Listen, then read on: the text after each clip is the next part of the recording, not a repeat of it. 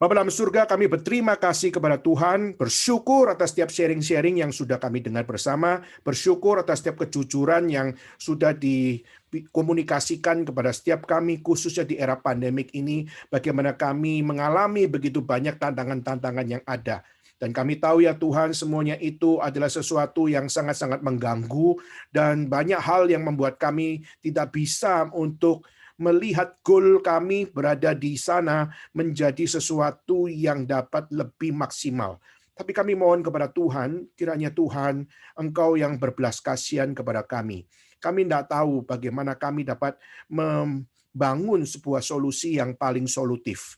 Tapi kami percaya Tuhan dalam keadaan seperti ini, kami mohon Tuhan, Engkau yang campur tangan di dalam kehidupan kami semua, supaya kami semua juga diberikan akan satu tanggung jawab yang sungguh-sungguh, supaya kami lebih lagi punya satu attitude yang lebih benar di hadapan Tuhan. Mohon ampun atas setiap hal-hal yang buruk atau hal-hal yang kurang baik yang ada pada diri kami ya Tuhan, karena kami percaya Tuhan Engkau penuh kasih yang senantiasa mau mendidik kami, bagaimana kami punya kehidupan yang lebih benar di hadapan Tuhan.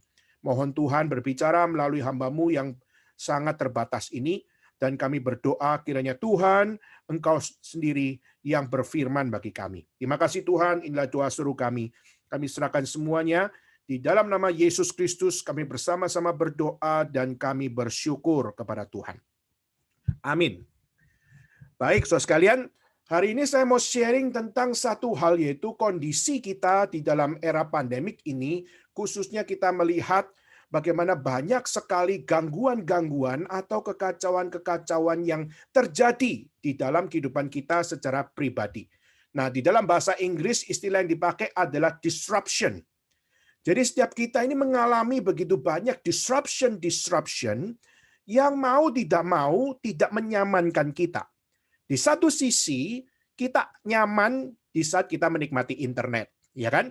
Kita nyaman waktu kita menikmati entertainment, dan kita nyaman waktu kita menikmati akan istirahat kita dan maupun di dalam setiap free time kita. Namun, kita tidak bisa memungkiri bahwa gangguan, kekacauan, atau istilah yang lebih keren adalah disrupsi, itu mengalami satu kondisi yang cukup mengganggu saudara dan saya.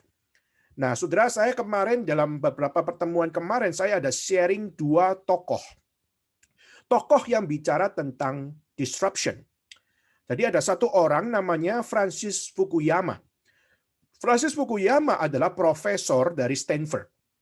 Nah, dia mendefinisikan melalui bukunya The Great Disruption, tahun 99 dia bikin buku itu, dan dia publish buku itu. Nah, dia mengatakan bahwa waktu kita hari ini mengalami disruption, kita sedang mengalami sesuatu yang baru, tetapi justru membawa krisis di dalam tatanan sosial kehidupan manusia. Jadi istilahnya itu, waktu kita mengalami pembaruan, di satu sisi something new for us, tapi satu sisi yang lain, kita mengalami krisis, kita mengalami krisis. Krisis moral, dan juga krisis sosial, dan krisis relasi. Nah, saudara, saya kira ini bisa dimengerti. Kenapa? Krisis relasi adalah saudara nggak bisa ketemu dengan teman yang jelas-jelas satu gedung, mungkin saudara nggak bisa ketemu, atau mungkin saudara satu kota, tapi saudara nggak bisa untuk bertemu, dan akhirnya semuanya by virtual, dan akhirnya kita merasa bahwa apa? Gua kangen banget bisa ketemu, gua kangen banget bisa pergi Wenhualu beli cibai atau beli tempura dan sebagainya. Kita mungkin merasa bahwa kangen banget untuk bisa sama-sama makan nasi goreng, atau sama-sama punya sebuah, ya paling tidak, pertemuan yang fisik. Nah, bagi Francis Fukuyama ini something yang kita bisa katakan sebagai negatif, yaitu disruption yang negatif, yaitu krisis terjadi secara moral, sosial, dan juga secara keluarga maupun relasi yang lebih tepatnya. Nah, itu adalah satu konsep dari seorang bernama Francis Fukuyama. Nah, saudara boleh Boleh kenal, boleh nggak kenal ya. Saya cuma sebut ini sebagai salah satu orang coba mendefinisikan disruption. Dan saudara Francis Fukuyama bukan nabi, bukan Tuhan. Jadi saudara boleh tahu, boleh nggak tahu, tapi paling tidak saya coba untuk sharing apa yang menjadi definisi tentang disruption. Ya. Nah, tetapi ada satu orang yang namanya Clayton Christensen. Nah, ini dari Harvard. Jadi ini adalah profesor dari Harvard. Dan profesor dari Harvard ini, dia justru sedikit berbeda. Jadi, dia percaya bahwa disruption itu memang adalah sesuatu yang mengganggu, tetapi dia melihat dari sisi yang lebih positif. Yaitu apa? Yaitu meskipun disruption ini memberikan gangguan, namun dia mengatakan disruption ini memicu atau mencetuskan something new di dalam innovation atau inovasi. Itulah kenapa akhirnya meskipun era pandemik, meskipun kita melihat revolusi industri 4.0 terjadi, ya, tapi paling enggak kita melihat inovasi terus berkembang.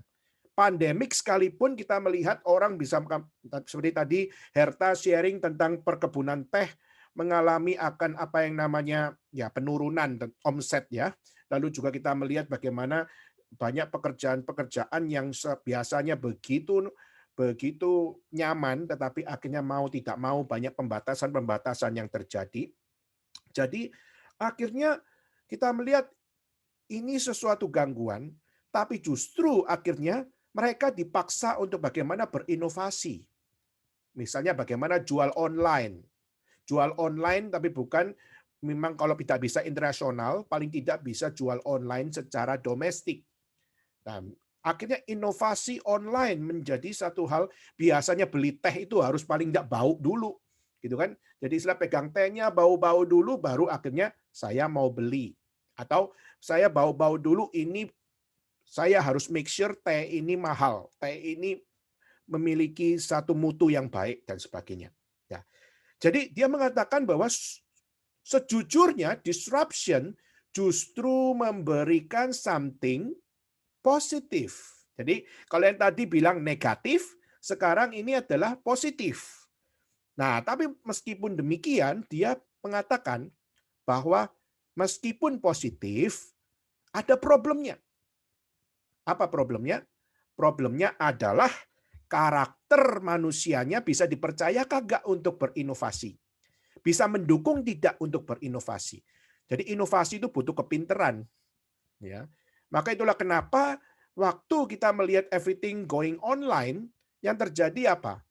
Yang tidak pintar atau yang tidak punya basic skill akhirnya tertinggal dan akhirnya mereka komplain. Misalnya Gojek ya. Di Indonesia semua tahu ya Gojek ya. Nah, Gojek semua adalah ojek online ya. Dan waktu dulu belum ada ojek online, yang ada apa? Ojek pangkalan kan? Dan waktu ojek pangkalan mereka biasanya standby di satu pangkalan, lalu mereka biasanya saling tawar-menawar. Sekarang waktu ada ojek online, yang terjadi apa? Slack terjadi. Ada satu slack yang terjadi, kenapa? Karena satu sisi ada inovasi yang baru, Gojek online. Tapi satu sisi yang lain, kalau tidak memiliki basic skill, tidak mau punya handphone yang bisa connect kepada Gojek, atau tidak memiliki akan satu hal yang mensupport, maka mereka pasti akan merasa tertinggal. Misalnya kita lihat hari ini, supermarket pun, kita sudah mulai malas bagi supermarket. Gitu ya.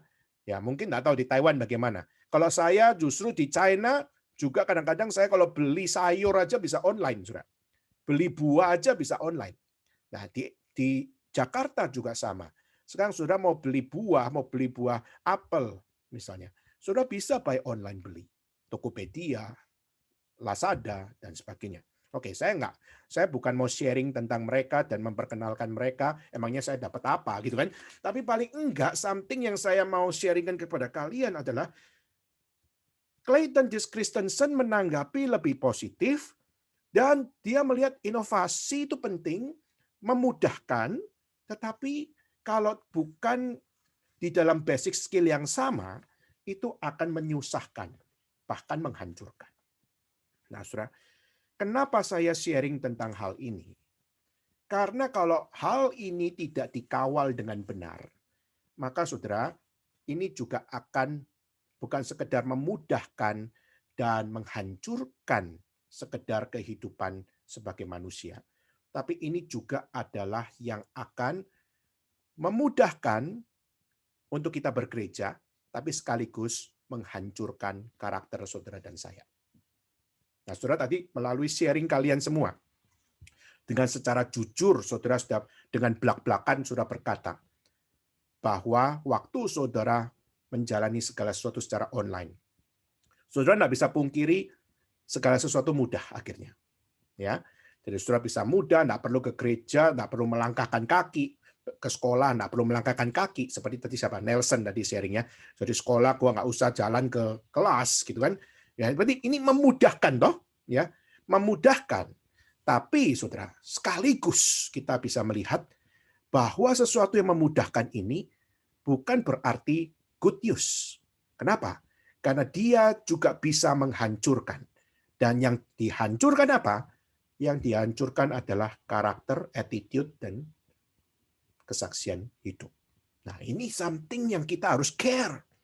Inilah mengapa tadi saya kenapa mulai dengan saudara sharing adalah saya mau kita semua melihat sendiri apa yang hari ini kita hidupi, apa yang hari ini kita jalani, kita hadapi, dan tentu saja ini adalah sesuatu yang perlu sesuatu reflektif untuk apa? Untuk mau membereskan ini. Ya.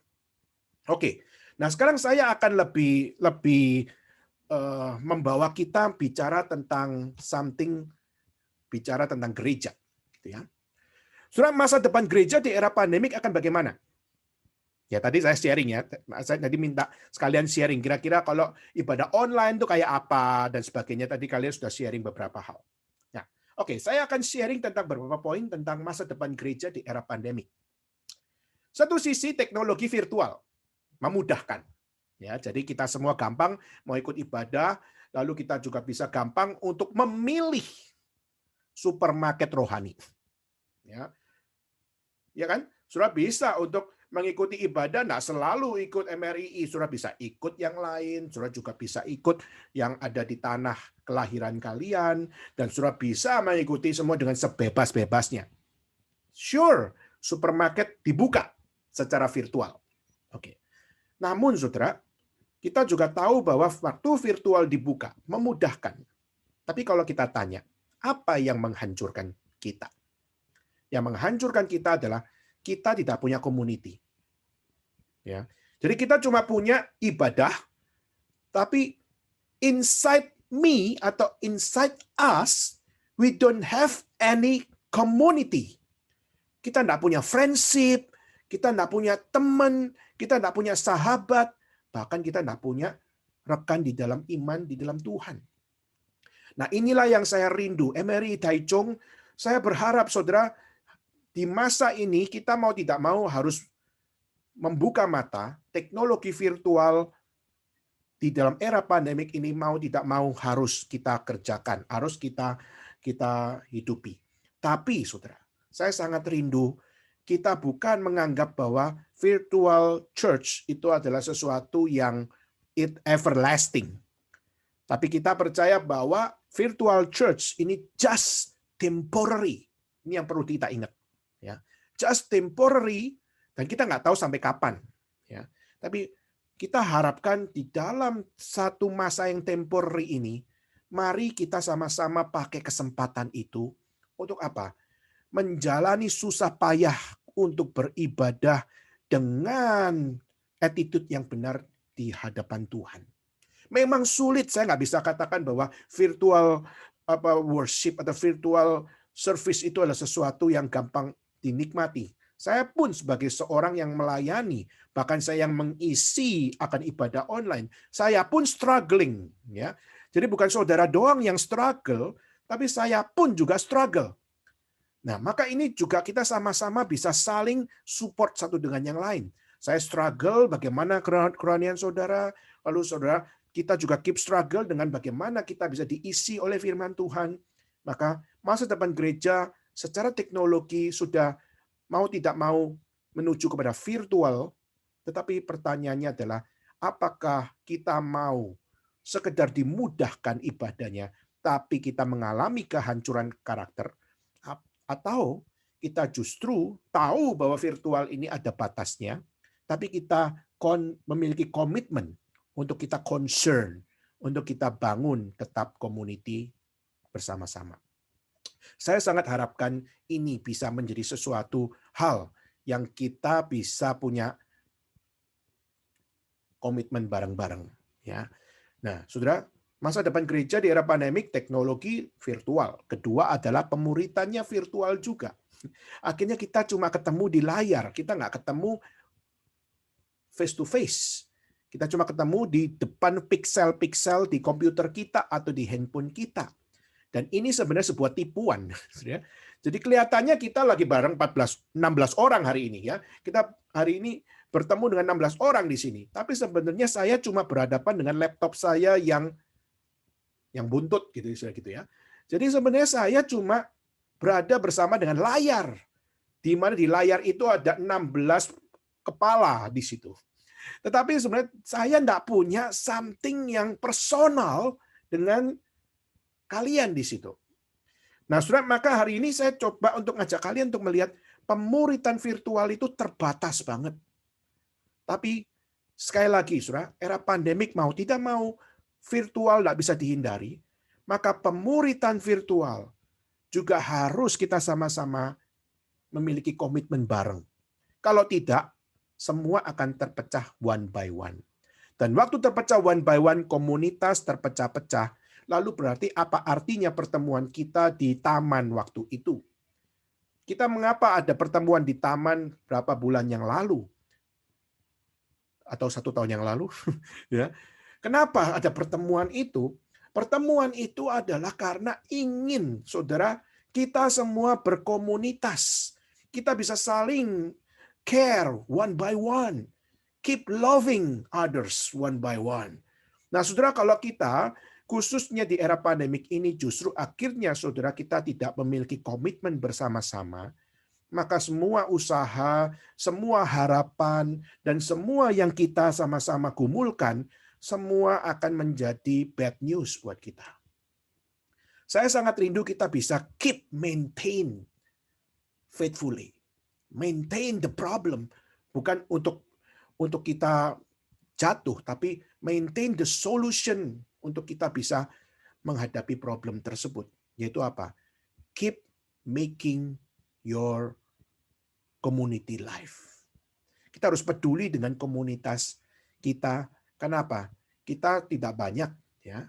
Maka sudah tidak banyak di era pandemik terjadi lagi kayak begini, dan kita waktu sudah tidak punya komitmen lagi. Bagaimana kita bisa memiliki sebuah kehidupan bersama-sama. Nah, ketiga, kita akhirnya juga secara format gereja sudah berubah ya. Yaitu apa? Kita yang biasanya ibadah kita taruh uang di kantong gitu kan. Sekarang by cashless offering. Jadi offering by cashless. Akhirnya barcode, lalu juga kita pakai akan transfer dan sebagainya. Ya. Lalu tentu saja saudara secara prosedur kesehatan, saudara juga akhirnya mau tidak mau pakai masker. Boro-boro dulu Pak hidup nggak pernah masker. Masker itu dulu adalah konsumsinya pertama rumah sakit, kedua artis, gitu ya. Jadi artis biasanya supaya nggak ketahuan mukanya dia pakai masker. Nah sekarang everyone are celebrities, gitu ya. Jadi semua sekarang pakai masker, semua jadi selebritis. Ya.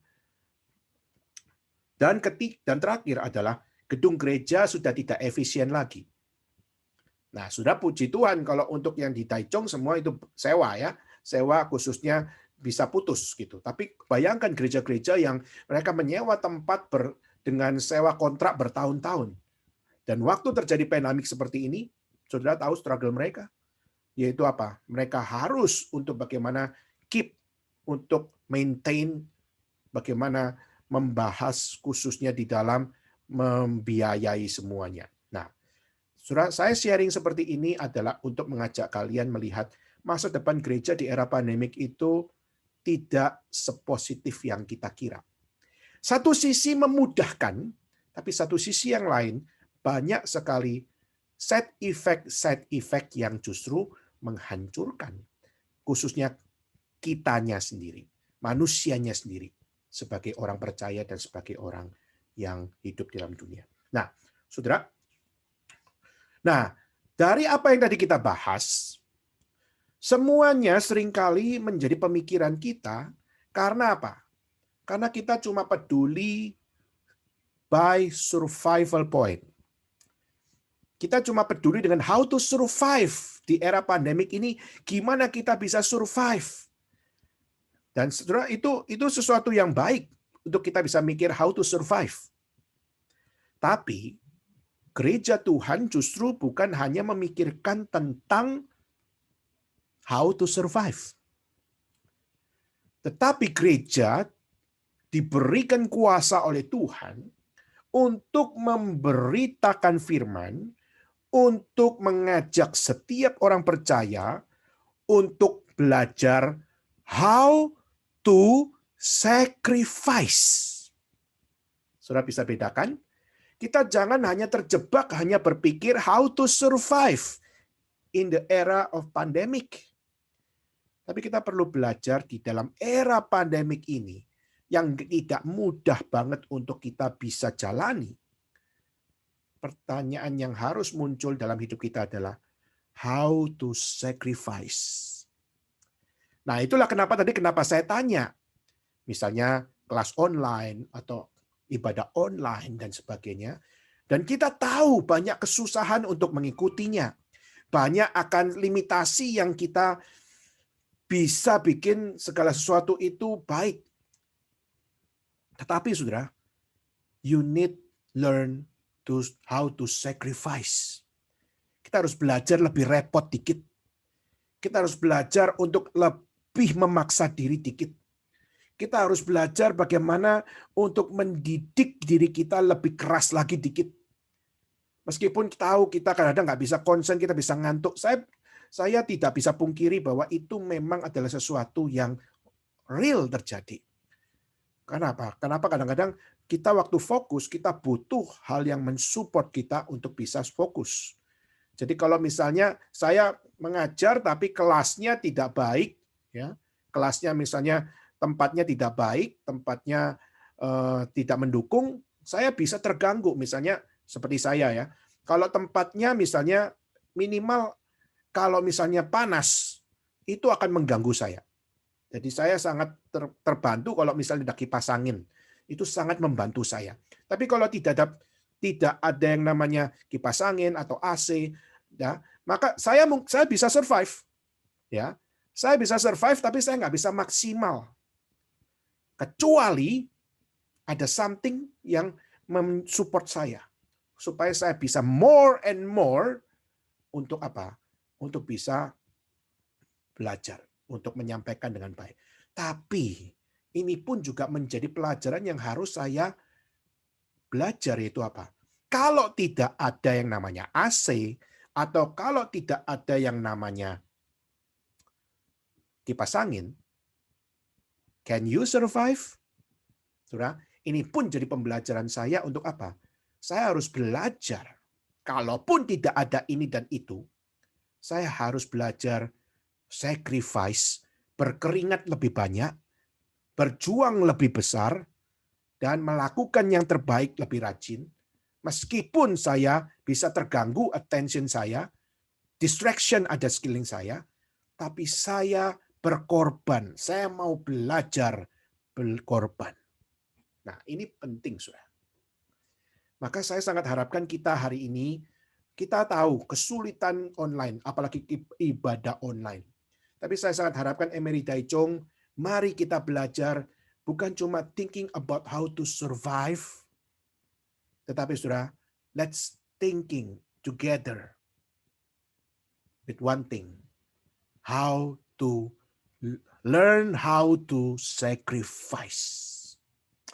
Dengan kita punya semangat untuk sacrifice, seperti Tuhan Yesus yang sacrifice himself untuk supaya kita beroleh pengharapan di dalam Tuhan. Maka inilah panggilan inkarnasi yang Tuhan ajarkan kepada kita. Learn how to sacrifice. Kita bukan sacrifice darah untuk orang lain. Ini belum apa-apa. Kita cuma sacrifice our limit. Untuk apa? Untuk saya bisa untuk melakukan yang terbaik. Saya sacrifice segala kenyamanan untuk saya mau diberkati Tuhan. Saya sacrifice kemapanan untuk supaya diberkati oleh Tuhan. Nah, sekarang waktu saya tinggal 3 menit, tapi paling enggak saya akan tutup dengan satu hal. We must learn how to sacrifice. Kalau tidak ada sacrifice, there is no freedom. Kalau kita tidak sacrifice, kita tidak mungkin merdeka. Ingat sudah, kemerdekaan Republik Indonesia dimulai dari perjuangan. Dan perjuangan di situ bicara tentang sacrifice. Nah, kita di dalam era pandemik ini bergereja pun, mari kita jangan sekedar memikirkan how to survive.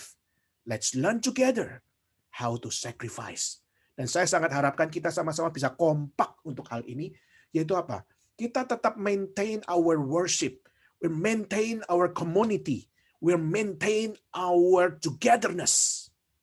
Jangan biarkan setiap pertemuan kita di Taichung akhirnya menjadi sesuatu yang hilang just because pandemic.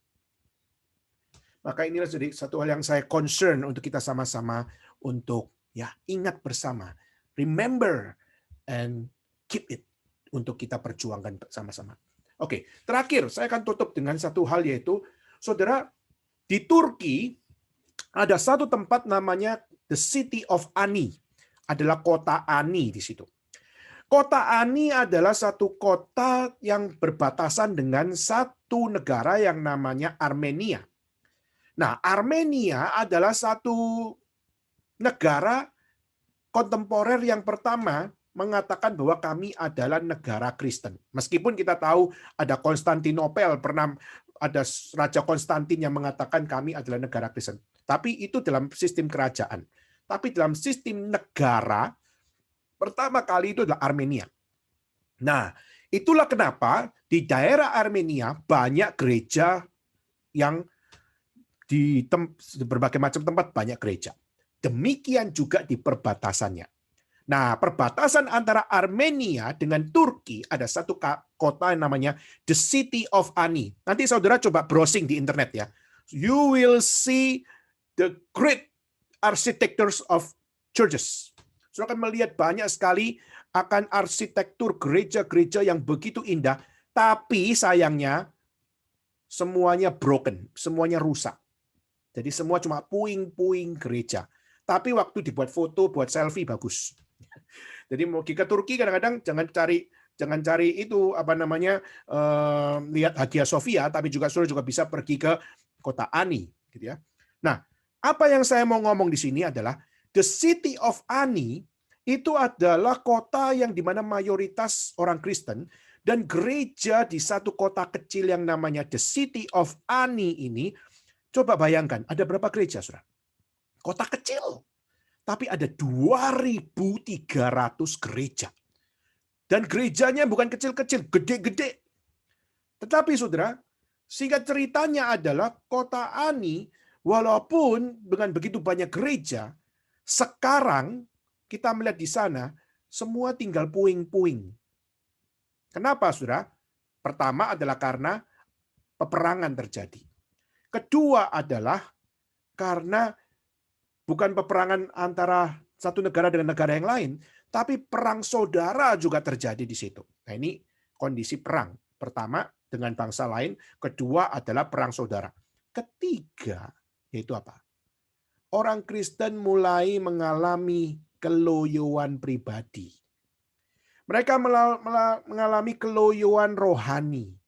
Dan akhirnya mereka mulai meninggalkan gereja one by one. Kenapa? Karena tinggal di kota yang penuh dengan peperangan ini, saya punya iman tergoncang. Saya punya iman jadi gila. Saya punya iman jadi shock. Dan akhirnya mereka one by one, mereka meninggalkan gereja. Banyak yang melarikan diri juga. Sehingga saudara selama 3 abad, kota Ani menjadi ghost town, menjadi kota hantu. Mengapa menjadi kota hantu? Karena sudah tidak ada lagi orang Kristen di situ. Meskipun ada komunitas kecil orang Kristen di sana, tapi secara mayoritas semua sudah menjadi punah. Nah, kenapa saya singgung ini? Saudara, karena jika kita hanya pikir how to survive, maka kita akan bisa punya ibadah online, kita bisa punya komunitas gereja, tapi di saat kita hanya fokus dengan how to survive, saudara, semua itu akan menjadi hal yang nantinya di suatu kelak nanti kita akan punah. Kenapa? Karena waktu kesulitan datang kita nggak siap. Waktu kita mengalami akan tantangan kita nggak siap. Waktu kita mengalami begitu banyak permasalahan, akhirnya kita goncang. Dan akhirnya survival point menjadi something yang akhirnya memberikan dampak bad news bagi kita. Tetapi, jika kita bukan cuma sekedar menggumulkan tentang how to survive, namun kita punya satu jiwa untuk how to sacrifice myself, yaitu adalah saya mau berjuang apapun yang terjadi, saya harus bersama-sama membangun relasi dengan Tuhan, terus melayani bersama dengan teman-teman yang lain, dan berjuang sampai akhir. Saudara, dalam konteks kalian adalah di Taichung, saudara nggak akan selama-lamanya tinggal di Taichung, kan? Saudara pasti memiliki masa yang membatasi saudara di sana. Tetapi, mari saudara, waktu Tuhan izinkan saudara ada di Taichung, mari dengan kondisi pandemik ini, mari kita belajar bersama-sama. Bukan memikirkan how to survive saja, tapi kita mau belajar sama-sama dengan iman di dalam Tuhan. Let's learn together how to sacrifice for the glory of God. Dan kalau kita sama-sama bisa saling membangun ini, kita kompak, kita bangun. Waktu kita melihat someone loyo dan sebagainya, kita bisa doakan, kita bisa support, dan kita bisa tetap bertumbuh bersama. Mari saudara, jangan biarkan kita melalui era pandemik ini, keloyoan pribadi membawa kita mati. Tapi saya rindu kita sama-sama. Mari kita saling support sama-sama. Kita saling peduli sama-sama. Kita saling care one another. Dan kita belajar sama-sama untuk apa? Let's move on dengan hadapi kesulitan ini. Sampai suatu kelak nanti kita bisa fisik ibadah bersama-sama. Dan saya sangat harapkan di dalam ibadah fisik itu pun saya bisa bertatap muka dengan saudara yang ada di Taichung. Itu doa saya. Ya. Jadi kiranya Tuhan sungguh-sungguh bisa memberikan jawaban atas doa saya secara pribadi. Dan satu doa yang saya rindukan, kalian semua di Taichung, melalui komunitas kecil yang namanya Emery Taichung, saudara bertumbuh bersama. Growing together. Dan itulah doa seorang hamba yang gak berguna ini. Kiranya Tuhan memberkati kita. Kiranya pertemuan yang 30 menit lebih ini paling tidak dapat memberikan reminder, bisa memberikan wake up call bagi kita. Let's make a commitment together. Shall we? Kiranya Tuhan yang memimpin kita semua ya. Oke, mari kita sama-sama ambil sikap berdoa. Kita akan sama-sama untuk menutup pertemuan kita, tapi juga kita perlu untuk kita sama-sama juga saling mendoakan satu dengan yang lain. Saya minta dua rekan kita berdoa. Saya minta untuk Hans, dan juga satu lagi saya minta untuk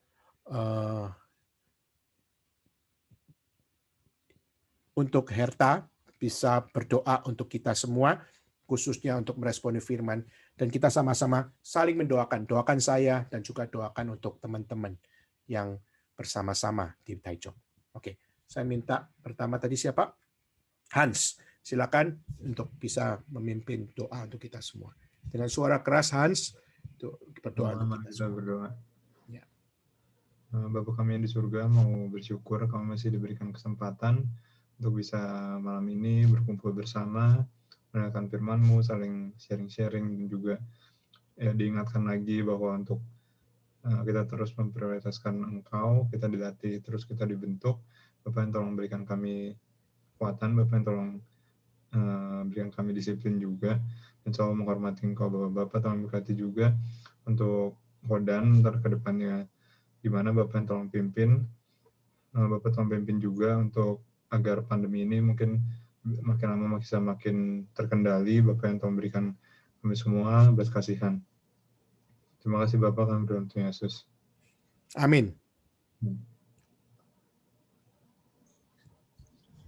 Mari berdoa. Di surga, sekali lagi kami mengucap syukur ya Tuhan, kasih karunia Tuhan. Pada hari ini kami sungguh bersyukur sebagai komunitas kecil di Taichung, MRI Taichung, kami mendapatkan kesempatan berkumpul dengan Kodan melalui virtual, tapi kami sungguh bersyukur Tuhan. Sudah hampir sebulan kami tidak dapat bertemu satu sama lain, tapi sungguh bersyukur secara virtual kami dapat men-sharingkan apa yang menjadi pergumulan masing-masing dan apa yang struggle di tengah-tengah pandemi yang sedang terjadi khususnya di Taiwan. Tuhan, kami sekali lagi sungguh bersyukur juga buat Kodan yang pada hari ini hadir di tengah-tengah kami, mengisi apa yang menjadi kebutuhan rohani kami di saat masa pandemi ini.